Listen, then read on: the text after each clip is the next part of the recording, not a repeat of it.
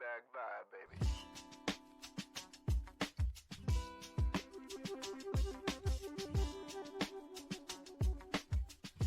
Welcome to the Cup of Joe Show, where we explore the journey of recovery from alcohol and drug addiction.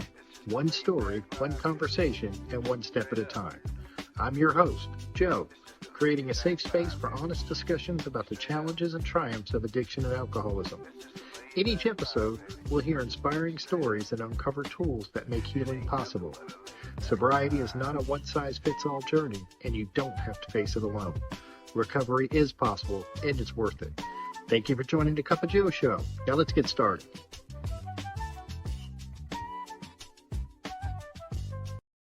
Hey, everybody. Welcome back to the Cup of Joe Show. I am very excited about my guest today. Today, we welcome the incredible Rob Ekno. Rob has been sober for 32 years, since November 29th, 1992. Rob is a best-selling, multi-award-winning author, screenwriter, broadcaster, and speaker. His latest book, which I just found out is not actually his latest book, so hopefully he'll mention that, Cruising Toward Heaven, Navigating from Rough Seas to Miraculous Adventures, earned the gold medal at the 2024 International Impact Book Awards, sharing his powerful journey from homelessness and addiction to long-term sobriety. Beyond writing, Rob is a seasoned actor, producer, TV, and podcast host, with a career spanning nearly 15 years. Recently, he's been creating a new YouTube series in Alaska dedicated to helping those struggling with addiction.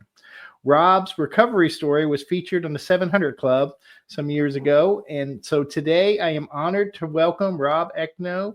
So grab a cup of coffee, settle in, and let's get into it. Rob, how you doing today? Joe, thank you for having me, man. I'll tell you what, it is a wonderfully blessed day. Anytime I can talk about sobriety and have the possibility of sharing something that might help someone who's listening to your show to have a better life, that's a good day.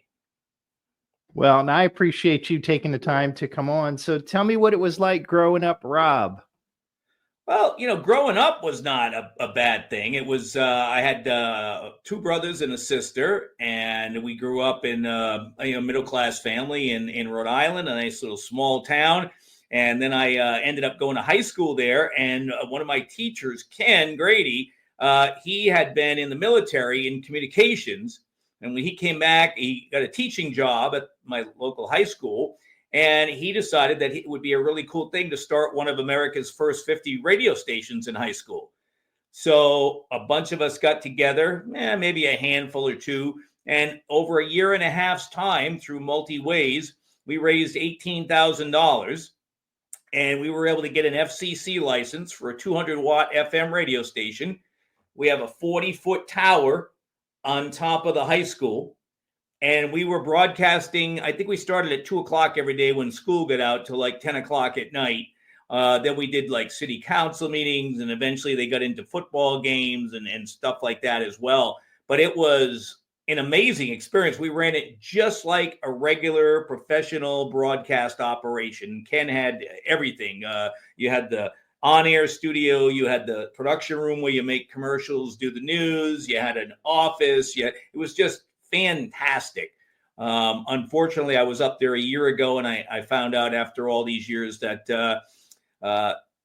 far as teachers and stuff like that, nobody was really interested. Everybody's too busy with their lives now, whatever the situation might be. And so unfortunately, after a good many years, and a lot of people, Joe, from high school, all went on to fabulous careers. One went on to be an announcer for NASCAR on the big networks. One owns his own radio station in Connecticut. Another one's working in Nashville, Tennessee, been on the radio for a long time. I mean, there's just countless wonderful things. And as a matter of fact, Ken took his camera, and he used to shoot church stuff for one of the local cable stations in Rhode Island.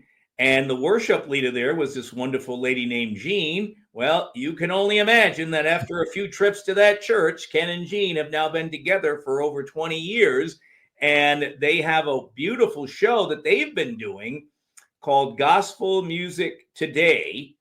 And it's on the internet, but it's also on like 20 stations throughout the South as well. and all they go around with their camera and they go to gospel music concerts and they do interviews and film the acts and stuff. And it's been their legacy. It's been wonderful.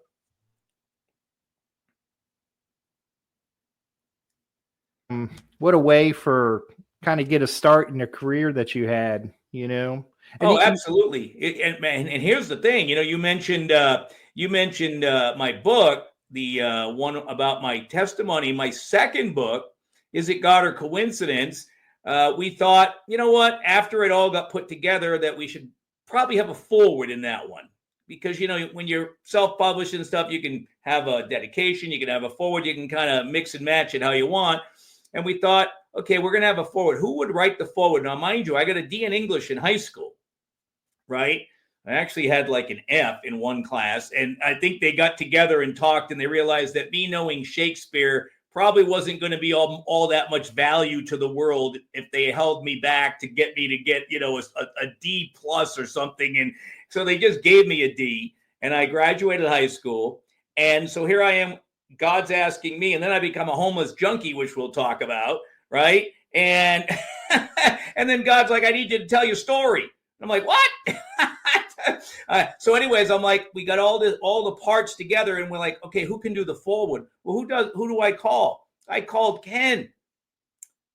From all those years ago, I called Ken, a high school English teacher, where I got almost an F in English. And one of my teachers from high school actually wrote the foreword to my second book. How cool was that? So it's like, we'll talk about it more, right? You just got to get out there and start doing things, right? Whatever it is that's on your heart, you just got to do it. Yeah. That's I always like to say, is it odd or is it God moments? Yes. That's one of my favorite. So what, I guess just getting a little bit into your recovery story. When did you take your first drink, Rob? When was that? Somewhere around 16, way back when the drinking age was only 18, and somehow I looked 18 at least. And so I was always able to go into the liquor store. And, Joe, it was the lowest of the low end. It was Boone's Farm Wine, Mellow Days and Happy Nights. And, it was, we would just get some bottles and sit out by a little lake in Rhode Island on the weekends. And then all of a sudden, I ended up going to college in Massachusetts. And somehow I ended up being the class president. I had no ambition at all to be part of student government, but there was a gal that I fell in love with in the first 2 days of being at that college. And she ran for student government. And I said, you know what? If I run for student government and I happen to win, well, then she'll be really impressed and maybe I can get a date. Well, by George, I win. I'm one of 11 councilmen. And 2 weeks after school started, they expelled the vice president for some reason. And so the 11 councilmen voted me to be the vice president. And then the next year, I ran unopposed as the president. It was a junior college in Massachusetts. So, I've done all kinds of crazy shit. But here's the thing. As the college president, and to answer your question, we used to have keg parties on Monday night football games. We'd be playing cards, poker, all the way until like 7:30 in the morning. We'd have to go to class at 8 o'clock. We'd walk in all smelling and crazy. Yeah.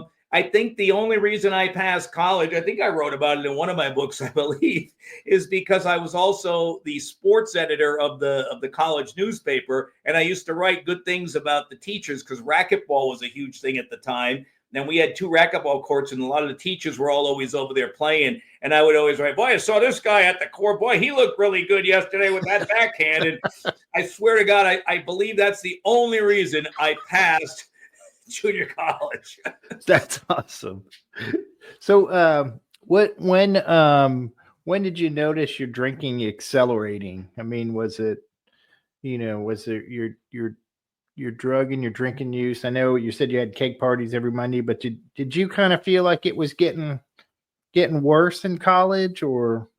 Yep. So it started getting kind of crazy. And then I graduated the 2-year college. And then I went on to a 4-year college, the next town over. But once I got accepted there, I was going for broadcasting.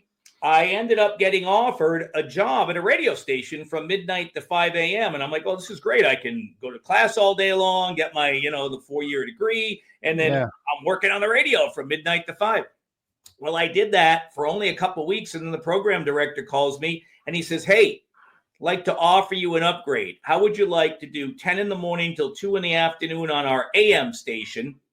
And literally the AM and FM station touched. There was a glass in between the two. So you just ran around. And so there was a big, huge 50,000 watt FM station and a small AM station. So he says, how about doing 10 in the morning till 2 on AM and then 2 to 6 on the FM? And I'm like, oh my gosh, this is incredible. I'm going to college for this and I've already got. So Rob, in all his infinite wisdom and his alcohol mindset, it was pretty much 99.9% alcohol. I hadn't gotten into anything else yet. And so I just stopped going to class. I didn't tell the teachers that I got a job and I figured I'm going to work the 2 jobs. And I'm like, why am I going to college? I've already got the jobs for what I'm going to college for. So why waste my time? Yeah. Well, then I end up getting a job at a Mexican restaurant that played music on Monday and Tuesday nights. And I got the job with 2 other guys from the station, but, and we got free drinks as part of the thing. So that was nice. After a while, the owner couldn't afford 3 of us, and I owned all the records. So he's like, I can only keep one of you. I said, not to be rude, I've all the records of mine, and I really don't want to leave them with guys that are drinking and, whatever. So he said, all right, you other 2, you're gone. I can't afford you. He kept me. And they started promoting my name in the local newspaper and stuff, come party with Rob. And they didn't like that as much. And they were close with the program director. So one day I get a phone call and they're like, hey, Rob, when you go in on Saturday morning, can you train this girl, Wendy, for me? Like, yeah, absolutely. And like 3 weeks later, I get a phone call and he goes, boss goes, hey, how's Wendy doing? Oh, man, she's done great, man. She learned really quick. He goes, great, because next week she's taking over for you. Oh, wow. Yep. And so now I have no job on the radio. I go back to college and they go, sir, you can't go back to college. You flunked out. I go, I didn't flunk out. I didn't even come to class. They said, that's the point. That's the flunking out part. Right? That you never told us. So you will have to take a whole semester off and then you have to reapply again to be accepted. And I'm like, okay, great. So out of the blue, I'm working Monday and Tuesday nights only at this Mexican club. And it was more money than most people were making in 40 hours. So it paid the bills. Yeah. And so I'm working there, and all of a sudden, the owners of the Mexican place, they also owned an adult nightclub a couple miles up the road. Well, one day I get a call, and the adult nightclub, the DJ in the afternoon quits. So they call me and they say, hey, listen, we know you're only working Monday and Tuesday night for us. Can you help us out during the day at this adult nightclub? And I'm like, I don't think that really is what I want to do and stuff like that. And they're like, it's only going to be for a week. Don't worry about it. We'll have somebody hide. Well, of course, Rob goes in there and does a great job. So they don't want to hire anybody else. So the next thing you know, Rob's the assistant manager on top of that. And that's where the manager introduced me to cocaine. Yeah. And that was, I got to tell you there, Joe V, from the very first line, I was off and running. Yeah. And that was a very destructive thing. And I write about it in my book that you mentioned, Cruising Toward Heaven, Navigating from Rough Seas to Reckless Adventures, which is available on Amazon. If anybody would like to read a story that's just my story. There's no preaching about you should get sober. And I'm just telling you like we're talking right now. Yeah. That's how I write my book. So that way people can maybe say, oh my gosh, that's me. Right. I'll put a So link to it too in the podcast. fantastic. And hopefully between the two things, this show and the book or something, at least one of them will help change a life that we may never know about. But, there I Absolutely. was with the, strippers and, I was like 23 years old and I'm thinking I'm the king of the world. There's new girls coming into town every week and one of them wants a free place to stay. And, I'm a generous guy, so, and so, hey, you don't need to spend money on a hotel. I got the other side of a bed just sitting there doing nothing, and you think this is a great thing, right? When you're young, you're getting stoned, you got a different, and then all of a sudden you start growing up and all of a sudden my great grandmother, I thought back to her who introduced God to me at like 10 years old, maybe even a little bit younger. I started thinking about my great grandma, like what would my great grandmother think right now if she walked in here? Yeah. I'm playing records while girls are up there taking their clothes. And then you have to think about it. How much sadness goes through these ladies' minds every day because they're somebody's daughter, right? Mm-hmm. They could be somebody's mother. They're somebody's sister. And how much sadness goes through them that they feel that the best way that they can use their skills in life is to get on stage in front of a bunch of drunken stone guys who are equally spiritually sick. Yeah. And stand up there and take off their clothes and just dance around. And this is how they fulfill themselves at this point in time. And there I was snorting cocaine and drinking. I was fulfilling myself without any, me, I'm those who know me. And if you read my books, I'm kind of a high on the God guy here. He's done amazing things in my life. Yeah. And so he's number one for me. But clearly at that point in time, he was not on the radar. Right. And it just, so what happened was I actually got out of that. I got a gig on the radio back in Rhode Island. I quit that job. And then I ended up as the news director after a while at a place in Providence, Rhode Island. And from there, I ended up doing a nationally syndicated sports show in Boston. So I was on the field at Fenway Park in Boston. I was in the locker room with Larry Bird and Kevin McHale and those guys back then. Those guys, let me tell you what there, Joe. I'm 5'9", and I got to tell you, 6'9" may not sound like that much bigger than you, but thankfully, Larry Bird and McHale and Parrish were nicest guys. They always sat down so we could talk to them after the. Hey, Larry, what's going on up there? You scored 40 points today. Can you tell us how that went? That's what it was. And so because a lot of the visiting teams didn't care. So they wouldn't. And it's like, oh my gosh. And you never realize how tall 7'2" is. Yeah. It's like, it feels like you're looking at Mars or something. They had Bill Walton, Greg Kite, and Robert Parrish, 3 7-footers on their team. It was like, oh my God. But so there I am. And then I'm at the World Series in Minnesota and on the field talking to, for anybody that's a bit older, remember Harmon Killebrew, one of the big stars of the early Twins. And I'm standing there talking to Harmon all by myself right before the opening game of one of the World Series. And we're just having it. And the next thing you know, I'm asking my mom to put me on a Greyhound bus so that I can go live because I lost everything, my house, everything. I snorted everything away, drank everything away. And I'm taking a Greyhound bus to go live out of the Greyhound bus station in Fort Lauderdale because it was too cold to live on the streets of New England in December. Mm. And here's God's funny way of making, a little laugh for me. Yeah. I get there and I walk into the Greyhound bus station with this little bag. I put it in. This was before 9/11, so you could still put stuff in the hold your stuff in there without them taking it or whatever. But nonetheless, I hear that on the radio that it's the coldest cold spell in 25 years is going to be occurring this week in Fort Lauderdale. It's like when you're in the middle of insanity, more insanity just happens. It just seems that way. You don't even have to look for it, right, Joe? Yeah, no. It tends to find us, It really does tend to find us. When what was the turning point, Rob? Was there a turning point down there? I mean, being homeless is a pretty big wake-up call. But was that really the wake-up call? See, you were a very smart man, because I was going to say, that doesn't mean that you wake up to reality, right?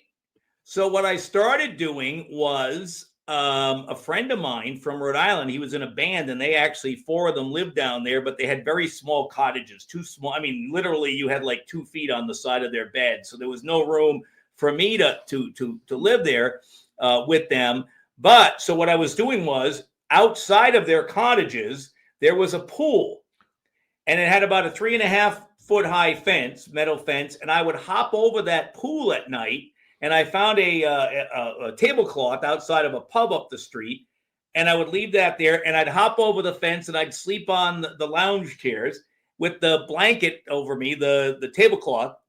Then I'd get up in the morning, walk about 3 miles to the Greyhound bus station, try to shower up in the men's room with all these guys walking by me and stuff. Then I'd walk over to Wendy's. At the time, there was a Wendy's on Oakland Park Boulevard in Fort Lauderdale, for anybody listening who knows the area. And they had a 99-cent all-you-could-eat salad bar. And I used to go there with $1.05 in my pocket with tax, and I'd sit there for like an hour and a half, and I would just eat as much as I could. Yeah. And then I'd take some raisins and seeds and nuts, that little combination they had, and fill my water cup with that. And literally, I thought it was going to last me the afternoon. By the time I walked like 100 yards, I'd eaten the whole thing anyways. And then I would go lay on the beach and try to get some more sleep, because it was tough sleeping on the thing. And then eventually, Richard let me borrow his car, and I used to drive out a few miles to a place where if you showed up with your Social Security card at 6 a.m, Joe, they would hire you for the day, and you would do stuff like paint buildings. You would all hard labor. Yeah. And if you had a car, they give you $2 extra for every body that you fit to take to the job site with you. So $25 for 8 hours of work, shoveling dirt, painting buildings, cleaning up parks, whatever, for 8 hours in the hot sun. You go to one of the convenience stores at the end, they cash your check, they take $2 off the top, so now you're down to 23. Then you buy a soda and some chips, because that's the healthiest thing you're thinking of when you're drinking, right? Yeah. And so now you got like $17 for an 8 hours day's work. And you don't think I was smart enough to save that money for anything, right? I just, went out and, where's another can of beer? Yeah. And eventually, after a couple of years of insanity, one day I was literally, as you saw on the 700 Club thing, I said, you know what? Why am I even living? I'm taking up space on this sidewalk. It's a tourist town. There's people want to go to the beach, skateboard, ride their bike. And here I am walking up the sidewalk, just some drunk. It's got no life. Why don't I just get it all over with and get out of the way of people that do have a life? So I was walking over to the cruise ship docks in Port Everglades, and I couldn't swim, but I said, you know what? Today will be the one day I end up being able to swim for some reason. So I don't want to take any chance. I'm going to jump as soon as this big giant cruise ship takes off, and I'm going to wait for it to come by, and I'm just going to jump right in front of it, and ba-boom, party's over. And all of a sudden I hear this voice. For anybody that's seen It's a Wonderful Life movie, right, where Clarence comes up to George while he's about to end his life jumping off the bridge. And Clarence the angel says, hey, listen, your life does have purpose. And I heard this voice, Joe, that said, why don't you go out to Hollywood and try to make something out of yourself? And I'm like, where did that voice come from? I didn't hear voices in my head at that time, right? I know a lot of people that are doing drugs and alcohol hear voices all the time. I didn't hear any voices. But that one I heard loud and clear. And I said, wow, you know what? Well, maybe I should put a pause on this just for a second to at least ponder it. And I walked back over to Fort Lauderdale Beach, and I sat there. And I'm like, God, what's the deal? Well, just take me. Will you just take me? Don't make me suffer. Just end it. And miraculously, I ended up getting back up to New England a couple days later through some ad in the paper that was looking for somebody to drive a car from Fort Lauderdale to Providence, of all things. Right? In the free newspaper out in front of the convenience store. I'm like, what? I called up. They're like, we'll give you $200 to drive it up. You got to be there in 3 days. And we give you $100 for gas too, because gas was very cheap at that time. Sure enough, I get up there, and then a few weeks later, it's Thanksgiving, 1992. I go over my ex-girlfriend's house. She's still an amazing friend in my life today. We get into a little disagreement the night after Thanksgiving. I decided to go out. I didn't have much more than $100 to my own name, and I spent 80 of it that night at some pub. And let me tell you what, back then, $80 was a lot of booze when shots are only $1.50, draft beers of 50 cents. That's a lot of drinking. Joe, I got stopped 200 yards from the Warwick, Rhode Island police station at 2 o'clock in the morning. They could have just walked me over to the station. They didn't need to waste time putting cuffs on, putting me in the back seat. But they did. And Sherry, my wonderful friend, came to pick me up at 4:30 in the morning. The fact that she even answered the phone was a miracle. And so she was like 20 feet away from me. And I said to her, she walks in, I said, I'm done. I can't do this anymore. I took a DUI. I flunked the test. And I was just blessed that I was driving like the worst human being on planet Earth from the pub to try to go over. I was going over to her house. She didn't know I was coming at 2 o'clock in the morning, after we had an argument, after I'm completely, whatever. And fortunately, I got stopped and before I harmed anybody or anything, because I know others that weren't so fortunate in my position. So she comes to pick me up, and I just looked at her from 20 feet away, and I just said, I can't do this anymore. I'm done. And she looks at me and goes, I can smell you from here. And that was it. And so here's the deal. The big clicker was this. So I'm staying in my friend Steve's basement. He still let me stay there, even though his truck that I borrowed that night got towed away and locked up, and he had to pay to get that out. So 28 days later, it's Christmas Eve, 1992. I'm staying in Steve's basement. And earlier in my life, at 10 years old, I had been an acolyte. I followed in my grandmother's footsteps in Vermont. And so I went and started becoming an acolyte at 10 years old at a local church in town. And one day while I was there at 10 years old, I wanted baseball cards or something. I don't know what I wanted after church.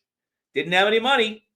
So as I had my robe on and I took the collection plate into the sacristy, I borrowed $2 from Jesus. And so I thought that for the next 23 years that he had been punishing me. That's why I was drunk and stoned. But the reality is, anybody who believes anything in God, Jesus, he forgave me the second I even thought about stealing it. Never mind before I took it, right?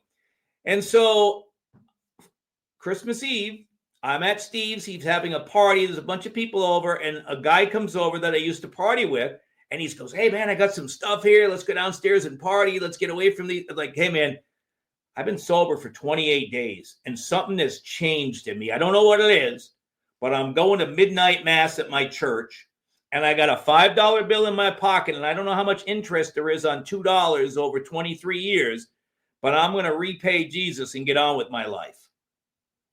And Steve let me borrow his truck, and that friend of mine tried like heck to get me to stay and party with him.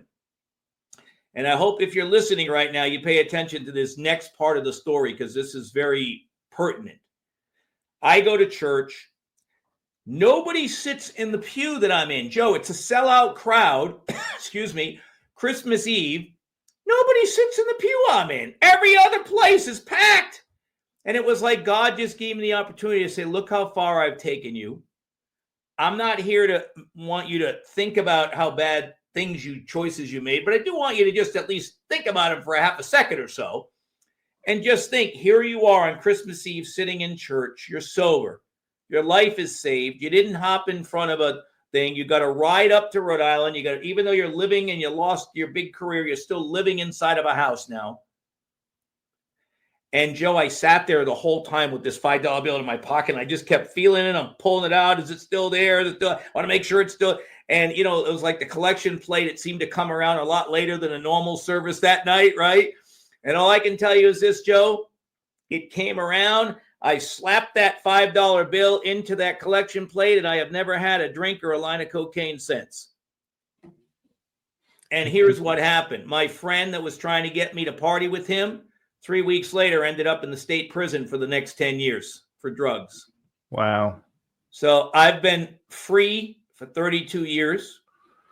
He went to prison for the next 10 years. I hope he's well now. I don't know anything about him anymore, but I hope that he's well. But those are the two, extremes of reality that I faced. And anybody that's listening right now, I pray that you will make the choice to believe that you are worth it.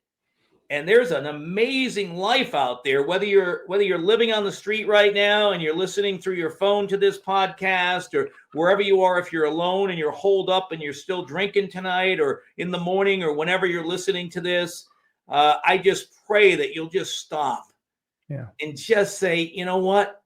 I'm worth it. I'm worth it, because you are. Right? Every one of us is a special child of God. He created us in his image, whether you believe in God or not. I was talking with Joe before the show, whether you believe in God, the universe, whatever it might be, whatever it is, it wants good for you. Yeah. It doesn't want you to sit there suffering at your own expense.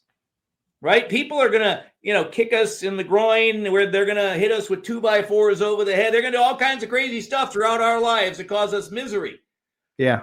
But we don't have to cause ourselves any more misery. And that's the key to success for me. I've been through a lot. I've been through so much stuff that I actually had a friend who's a psychiatrist. I wasn't going to him. He's just a friend of mine. He knows my story really well. He looked at me, I don't know how many years ago now, in the last decade, and he said, I'm surprised you just haven't put a bullet in your head yet. And I said, what? He said, all the stuff that you've been through, that you've walked through sober, no drugs, no alcohol. You just had a faith in God, and you just kept going through, no matter how hard you got hit, no matter how hard you got kicked, how bad you got knocked down, you just keep going. Yeah. I said, well, I have an incredible relationship. I said, I work a 12-step program, and the 11th step out of that 12-step is sought through prayer and meditation to improve my conscious contact with God, and I choose to do that. And through that, I know that his will for me, people run around here. Joe, you, I'm sure, know this.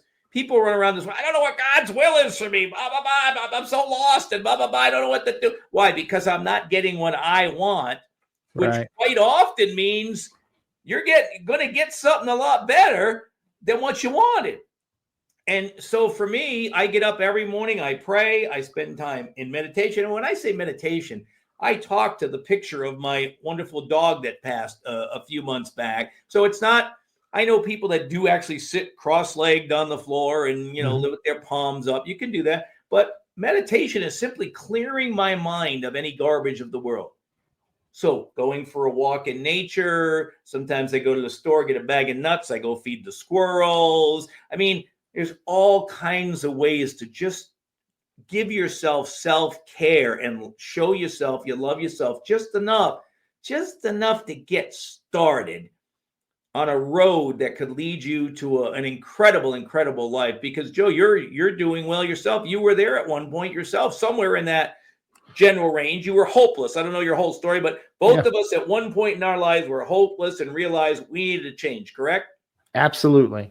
And that's, I had a friend that used to always say, a bottom is not a place, it's a feeling. For some people, it's a dent in a Mercedes, and for other people, it takes living under the bridge. But for most of us, we're somewhere in the middle, and I'm grateful I was somewhere in the middle, Well, let me just tell you this. If you think, right, if you're listening right now at home and you think that, if I only had the career that I wanted, if I only had the money I wanted, if I only had let's say you're a straight guy, if I only had the woman I wanted, right? If I only had the house I wanted, I'll give you two of the most powerful examples that God has ever given me in my life. So I had 4 years sober. I had been working. I did get out to Hollywood after getting sober, and I got a job at a TV shopping network. And I had been selling cars, and there was an ad in the paper, the LA Times, and it said, salesman wanted to sell jewelry on TV. And I went down there, and the guy looked at me and he said, well, if you can sell a $35,000 car, you can sell a $50 watch. So you're hired. And that's where I ended up being there for almost 15 years in the TV shopping business, right? That was a wonderful blessing for me. But the station came to an end because of choices by the owner. And so then at one point in time, I was out of work. So I said, I'm just going to take a little quick vacation. I'm going to drive 4 hours out to Las Vegas and hang out there and just be a tourist and have fun and play some $5 blackjack and, meet people and, have, at the time, Tony Roma's ribs were out there. And I love Tony Roma's ribs. And, I'm just going to have a blast for a week. Right. And so the second day I go over to one of the hotels and I'm playing $5 blackjack. And the other 5 people at my table were all from Iowa. Never met them. Just wonderful time. We're having a good time. I lost a couple bucks and I won a couple bucks, whatever. I was just having a great time. Beautiful sunny day. Couldn't have been more picture perfect. I get up to take a 5-minute break. And on Joe, this was amazing. I can't believe how God sets this stuff up, right? I'm walking out the door and there's a sign on the wall that says $50,000 per hand limit. Minimum. And there's this Asian gentleman, as prim and proper as could be, probably with a $10,000 suit on, the big giant fancy watch. And I'm thinking, he's playing a minimum of $50,000 every single time that girl throws 2 cards down there. And I walk outside, and it's a beautiful sunny day. And if anybody knows Fremont Street, downtown Las Vegas, right, it's like a circus down there. You're all trapped in. And I know not everybody's been out there, but it's just a very small confines. And I look up into the sky on this beautiful day. Here I am. I had sobriety. I just had the best job that I'd had. Was able to save up a little money. I'm still alive, right? Job didn't end because of me. The owner just decided to close shop and sell it. So here I am enjoying my life. And I look up into the sky, Joe, and I put my hands and I said, why, Lord? Why me?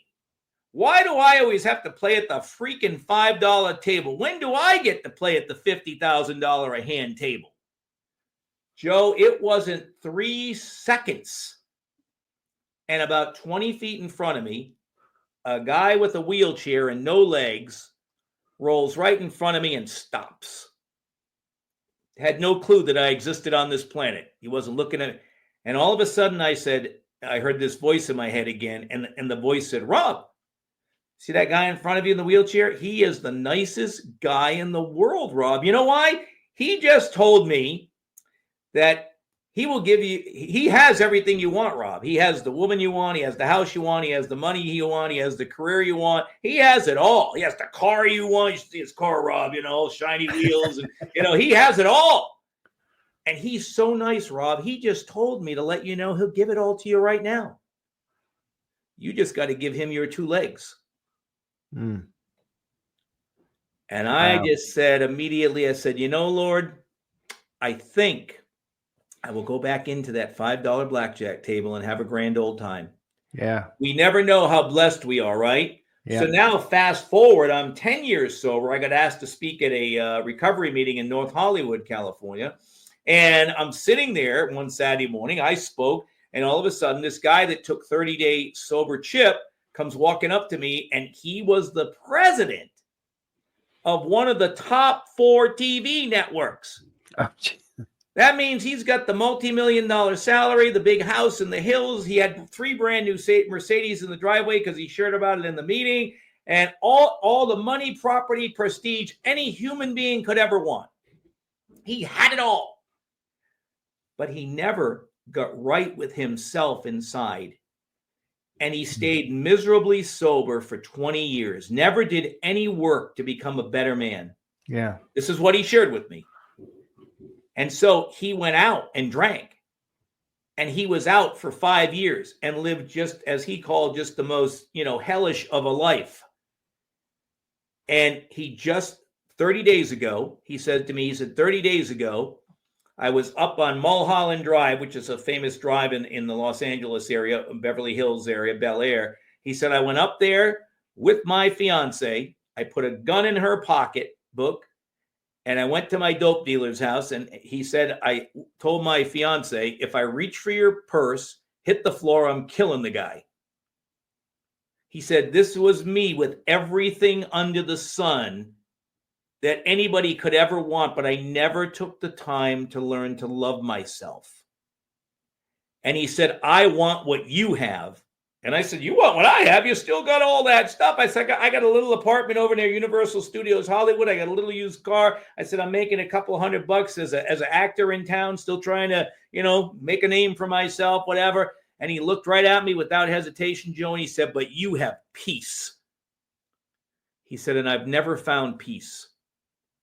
And I would give it all to have what you have. So I'm just saying, if you're sitting at home listening to Joe and I right now, and you're trying to get stuff, thinking that stuff is going to fix you, it never did fix me.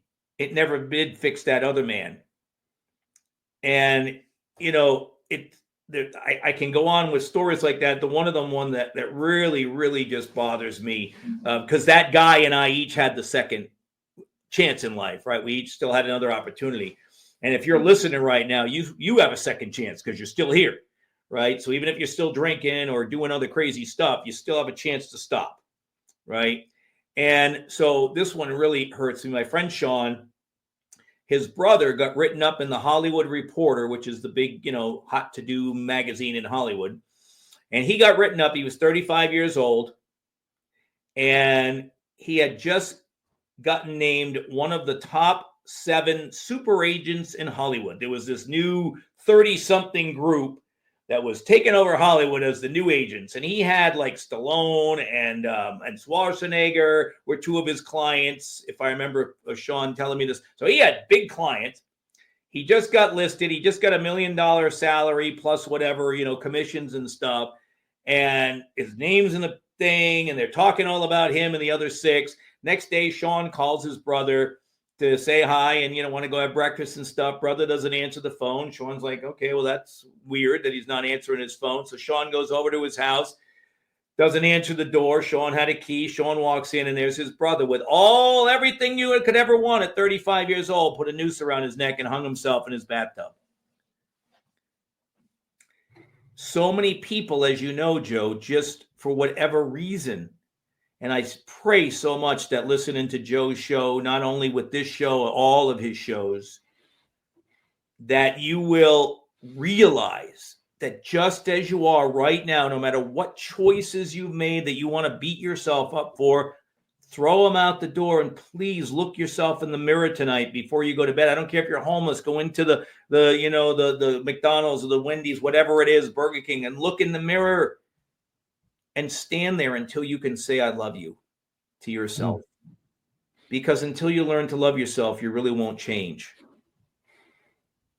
Yeah. And that's my prayer. And so those are just a few examples. And I write about them in my book. I share these stories. And I lost my 28-year-old brother. He saved my life. And then at 4 years sober, he thought he could drink like a normal person again because, hey, I've been sober long enough. And unfortunately, he did. And then 8 months later, we buried him. And he left behind an 18-month-old daughter. Yeah. My grandmother, Joe, if you saw a picture of her, she looked like a brunette Marilyn Monroe. She was stunning. Alcohol caught a hold of her. She died without a speck of liver when they did the autopsy on her at 52 years old.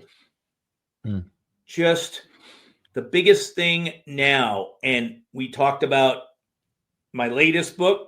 My latest book is called The Book You're Dying Not to Write, Approaching Your Unapproachable Calling in Life.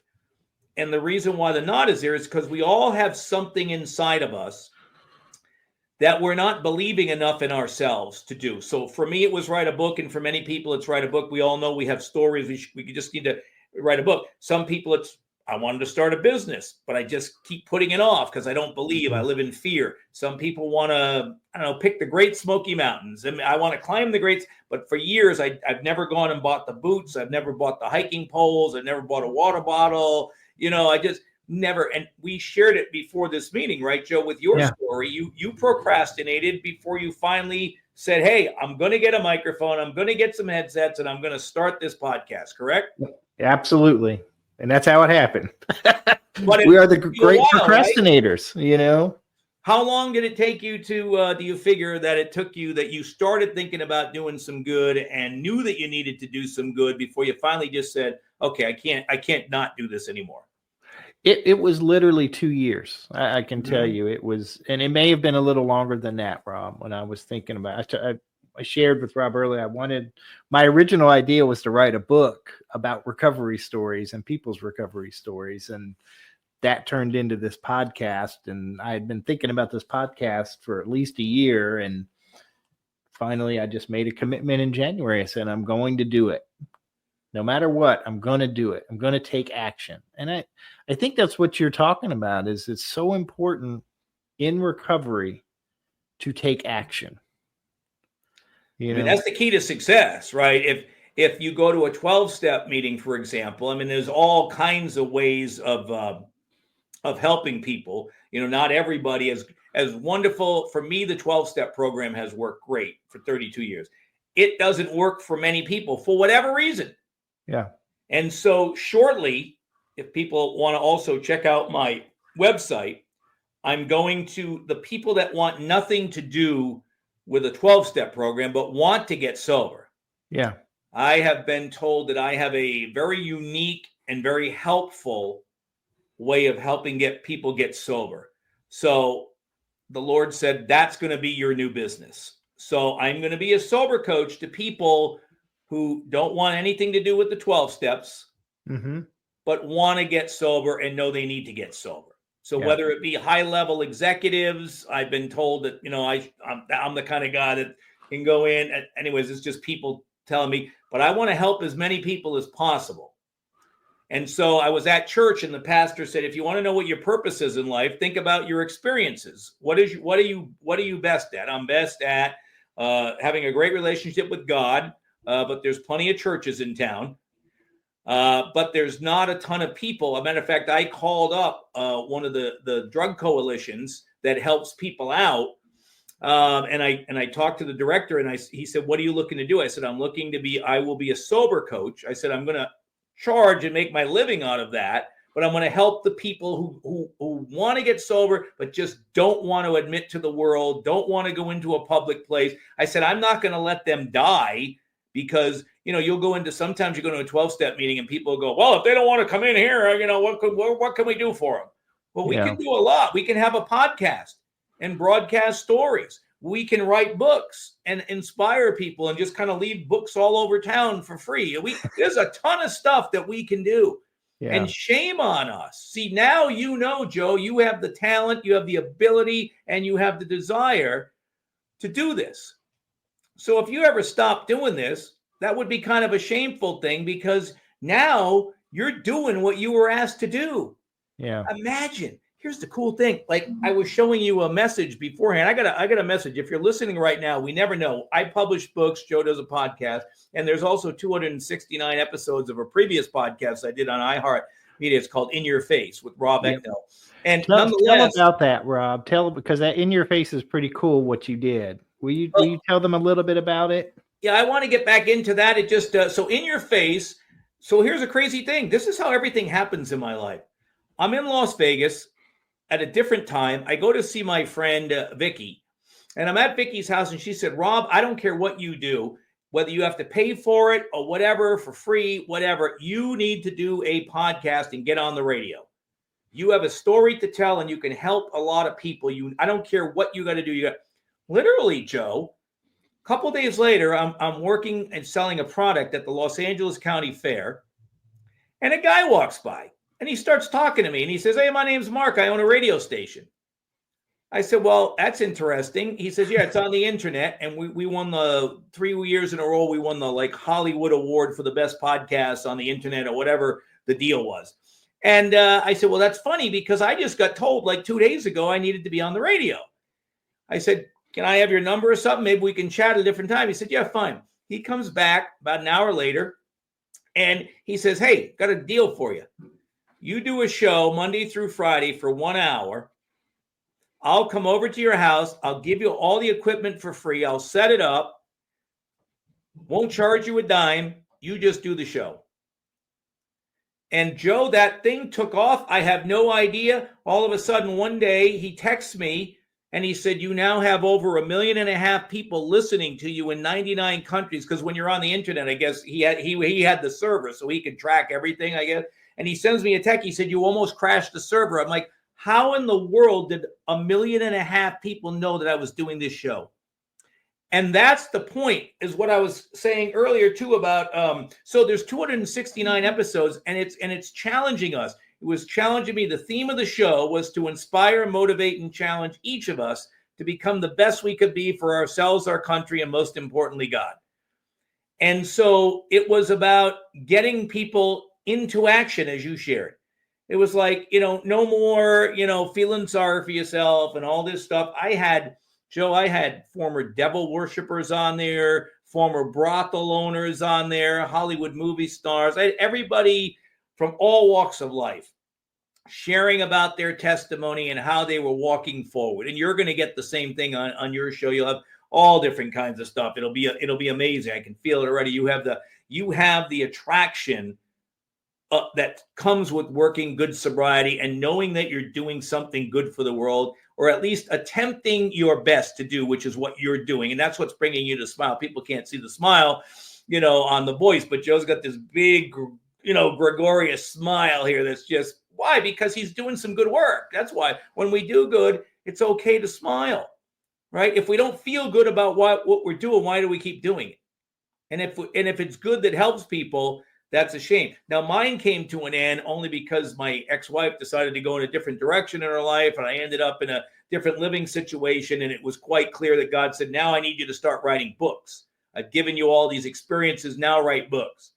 And by George, all of a sudden, I've got my last two are gold medal winners. The one before that was one of 6 finalists out of 1,000 entries.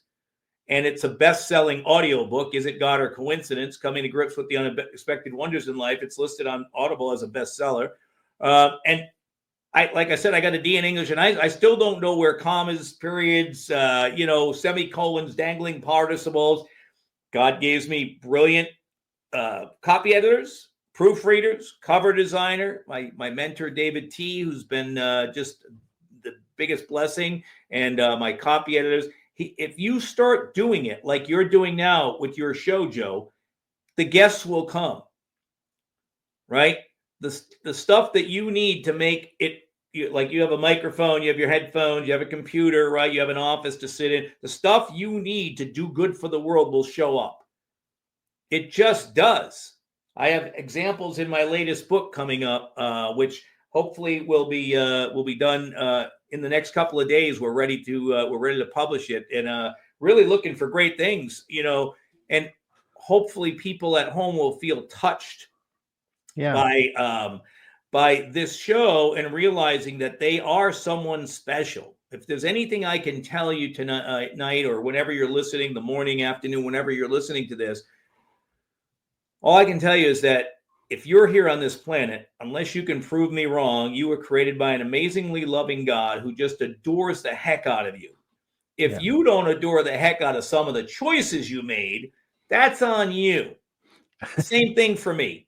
If I don't enjoy, but I tell people, so this is my, I'll leave you on this laugh here, Joe, because I know we're getting to the end of the show here. I know we got a few more minutes, but we're getting close. So I spend a lot of time in Juneau, Alaska, and traveling throughout Southeast Alaska since 2014. So about 11 years now. And I share with people at the recovery meetings up there. They're always, I should have done this. I could have done that. I said, I would have, could have. I said, folks, just remember, you only have Bartlett Hospital in Juneau, so be careful. And so the deal is, Bartlett Hospital, they can help you in an emergency. They can start you from bleeding or whatever, different stuff like that or things, but they don't have the ability to do hip surgeries. So if you have a major surgery, you've got to either fly 700 miles to Anchorage or you've got to fly 900 miles to Seattle, one of the two, right? And if you have to be medevaced, it's $100,000, right? So I tell people, I say, guys, don't forget, you only have Bartlett Hospital. And it stops them every time. And they go, what does that mean? Stop walking around kicking yourself in the butt, because eventually you're going to need a hip surgery. And you're going to have to spend all that money going to Seattle or Anchorage. So don't forget what you did. Remember what you did and how it felt. But don't sit there walking around in shame. Our Yeah. job every day, this is what I figured out for me, and it has to be for everybody else. God says to me as an alcoholic and an addict, Rob, just don't drink today or do any drugs. Trust that I have it all figured out. You don't have to know what the answer is. Just trust me. And even if you don't trust me, Rob, it doesn't mean I don't have a great plan for you. It's just you're choosing not to trust me. And then 3, just go out and be a decent guy today. Yeah. Let people cut in front of you on the freeway. Don't speed up and block them off. When the ladies are walking out of the store, hold the door open. When you're walking out of a store, look behind you to see if anybody's coming. Don't let the door slam in their face. I mean, just simple little things. And the biggest thing I can tell you, Joe, is calling people by their name. Yeah. When I go into the grocery stores, whatever it might be, the hardware stores, whatever, most of them now have a name tag on, right? Joe, Mike, whatever. And I just see them and I'm like, hey, Joe, how are you? Hi, Mike, how are you? And I got to tell you, even though they have, and if they don't have their name on, I'll say, hey, how are you? And it's like, hey, I noticed there's no badge here. What's your first name? Oh, Cheryl, sorry. Oh, Cheryl, nice to meet you. Yeah. Joe, you cannot imagine. Like if I just say to you right now, I say, hey man, thanks for inviting me on your podcast. It's been a neat deal. Or I look at you and go, hey Joe, really see that smile? Look at that. You got an instant smile because you appreciate that somebody finds value in you. And when you share somebody's name with them, you're sharing value. This is the I can't tell you this enough. This just blows me away. So there's a 99-cent type store that I go into, and there is a middle-aged woman, and she has to sit on a walker thing that people sit on, and she has no use of her right arm. She only has her left arm to use. And so she's a cashier, and she's sitting on that walker. She can barely walk. She's clearly physically, handicapped in many ways. Yeah. And so I went in there one day, and she didn't have her thing, and she's a nice lady. And I said, by the way, I don't see your name tag. I said, what's your name? She said, LaShanta. And I said, okay, LaShanta. And I always say the name 10 times fast in my head. It's a secret I learned till they helped me out. And so I said, well, I hope you have a blessed day. And she said, you have a blessed day too. And so I go out to my car. This is a trick. Grab my phone, automatically put in 99-cent store, LaShanta. Now, the next time I go to that store, before I get out of my car, what do? I look, oh, LaShanta. So a couple of weeks ago, after me doing that a couple of times, she said, by the way, you've never told me your first name. And I said, Robert. It's a lot easier than Rob for people to remember, right? And so I walk in the other day, and the second I opened the door, Joe, from 20 feet away, before I got a word out of my mouth, she said, good morning, Robert. How are you today? And I was like, I felt like $1 trillion. Yeah. So imagine how people feel when you just treat them as a human being and you honor them for who they are. The big deal. It is a huge deal, Joe. Yeah. Just that one little thing. If I can leave your audience with anything, just take the time to ask somebody their name or call them by their name. You will change their whole day. Yeah. I love that. And I think that's like, it's such a simple way to be of service to people. And, because I know when I came into the program, Rob, that I was very selfish and self-centered. And I remember they said, you need to be of service to people. And I said, you want me to do things for people without getting anything in return? And they said, the return is you stay sober. Yes. And I thought being of service was I had to go make meals at the homeless shelter, or I had to make a grand gesture. And I said, no, just hold the door for somebody when you walk into a store. And it's so simple. And what you just said is so simple. Just call people by their names. That's a wonderful way to end this conversation, and you're sharing your experience, strength, and hope. Rob, it means so much. I can't let you go though until we do our 10 rapid fire questions. Oh, are you recording the answer to these questions? I'm recording the answer, Rob. I am not stopping the audio. So, but if you are ready, sir, we'll We will get to it. I promise. I promise it. I told Rob before the show. I said I promise it won't be too crazy. But what is your favorite recovery slogan? Well, it's not necessarily a slogan per se. It's called A Vision for You in this blue book that they use in the 12 step. Yeah. And it says, if your relationship with him is right, great events will come to pass for you and countless others. This is the great fact for us. And so what it says, if you choose to at least acknowledge God, or at least if you want to just go with the universe, because I have great friends that have been sober a long time, they just acknowledge the universe, but acknowledge something good and live in a decent way, right? Whether you believe in God or not, I am a God junkie. He has worked amazing in my life. There is not even one iota. I cannot. And I drive a lot of people crazy because I share about him all the time. And people that don't want to hear about him, literally, Joe, they get out of meetings and they'll walk out. Oh, Rob's speaking. We know we're going to hear about God. That means I know I'm doing my job. So it's not one of the, live and let live, or let go and let God, or easy does it, or any of that stuff. Mine's a little bit longer, but it's so powerful, and it is so true. I love it. What is your least favorite recovery slogan? My least favorite recovery slogan, progress, not perfection. I hear you. And I only say that because a lot of people use that to continue to screw up without attempting to get better. Like, I've been at recovery meetings over the last several weeks where people, they come in and they just tell you their whole life story, and they dump everything on you, all their misery. Yeah. They offer no positive solution to anybody. And then they go, well, but at least I'm not drinking today.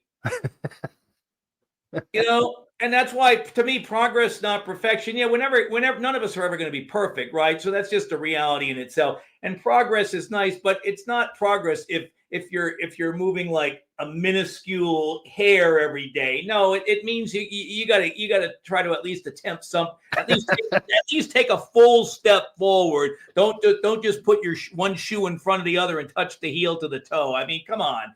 So that's why fair enough. That's why I don't like that one, because so many people use that as a way of not doing what they need to do to be their best. That's fair enough. What do you think is your sobriety superpower? God. If you could say one thing to your former self, what would it be? Why did you wait so long? What song do you play to lift your spirits when you need a boost? Smoky Mountain Rain. Now people searching, can't go on hurting this way. That's beautiful. If you could grant yourself one wish to help with your recovery, what would it be? One wish to help with my recovery. Never take it for granted. Yeah. Because that's when you start, never become perfect. Yeah. I share that with people all the time. They talk about character defects in 12-step meetings and different programs. And people are like, I can't believe God didn't remove my character defects. I said, folks, I've been sober 32 years. He hasn't removed one character defect for me. What he does is he removes the obsession to drink or use drugs. He does that. But he lets you have all your character defects. You know why? Because if like mine's impatience. So, Rob, you're a little impatient. Well, why are you getting all upset at that little old lady who's driving exactly 35 at the speed limit? She's stopping at the stop sign, counting to 3, just like they taught her in school, 50 years ago. She's doing everything right. So you're mad at this lady who won't break the law so you can get to go where you're going. Right? And God says, well, maybe I'll have her stop a few more times, nice and slow, so you can get a little more. Or, Rob, you can just say, you know what? Thank you, ma'am, for driving so wonderfully and helping me get to where I'm going safely. And that's what happens over the years. He keeps giving you stuff where you get to take contrary action to your character defects. So my character defects are pretty much null and void. Yeah. But they're there just every once in a while, if I get going comfortable, things are good, God will just remember him. Oh my gosh, I got to get to this place. I got to get there on just to remember, because the day that I think that I'm perfect and I don't have any character defects, that's when I say, well, what do I need to work a 12-step program? Why do I need to stay in recovery? Why do I need to keep writing books to help people? Why does Joe need to keep doing a podcast? Things are good. I don't need to help anybody else anymore. They can find their own help. So that's my thing, is to never, ever take this for granted that I got it. I love it. What step do you love the most? 11. What step do you love the least?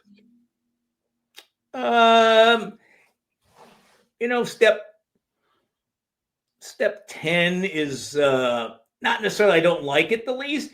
It's probably the least one I do. Step 10, for those of you who don't know, is that at the end of the day, or whenever we do something, like maybe we say something to somebody or we do something that we might have, caused some pain or misery, we're promptly supposed to make an amends to them, an apology and stuff. And at the end of the day, we look at what we did or didn't do. Did we do a good day today? I got to be honest with you.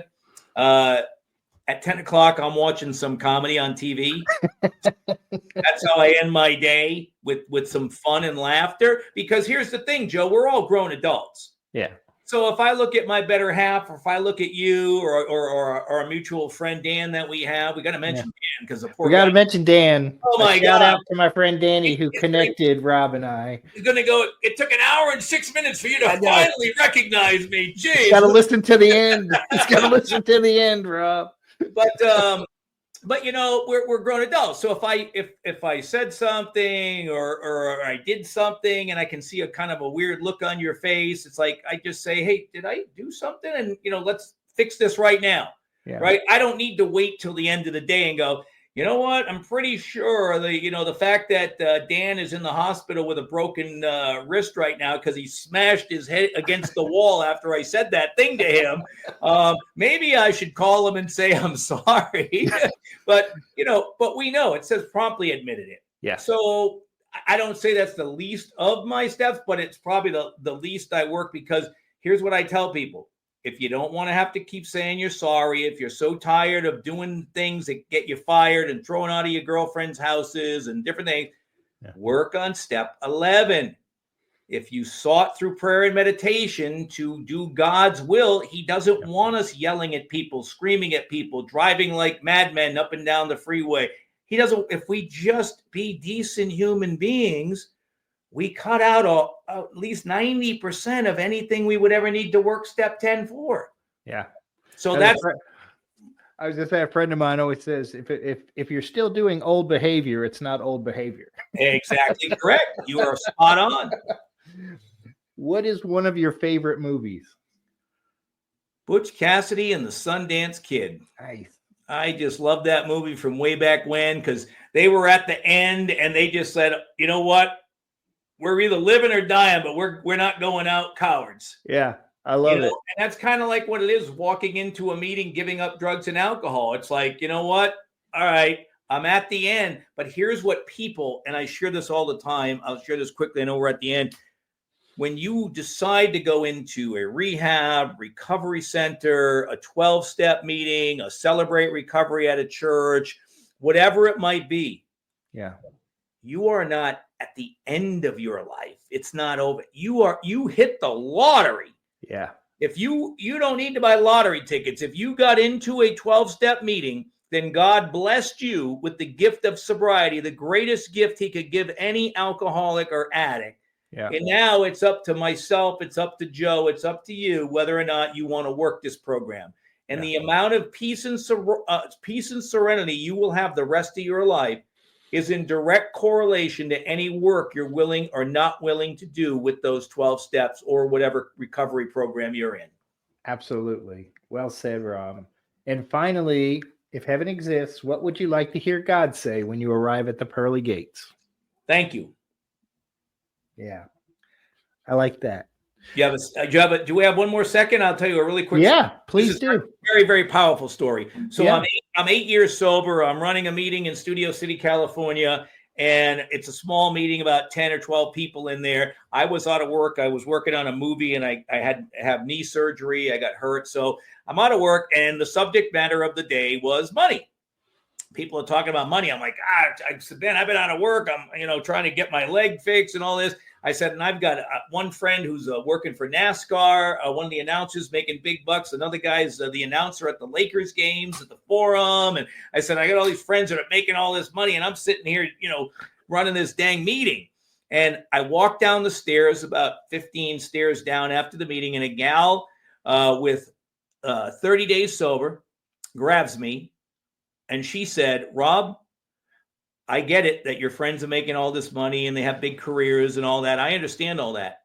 But you're running this 12-step meeting, and I only have 30 days sober, and you're helping me to save my life. What do you think's more important? Yeah. Literally, Joe V, the second she walks away, this attorney comes walking up to me, and he said the same exact thing.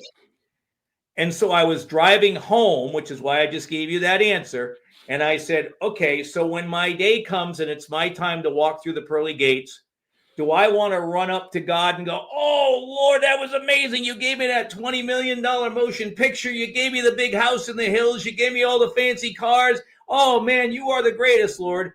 Or do I want to walk up through the gates and just have the Lord walk up to me, stick out his hand and say, thank you?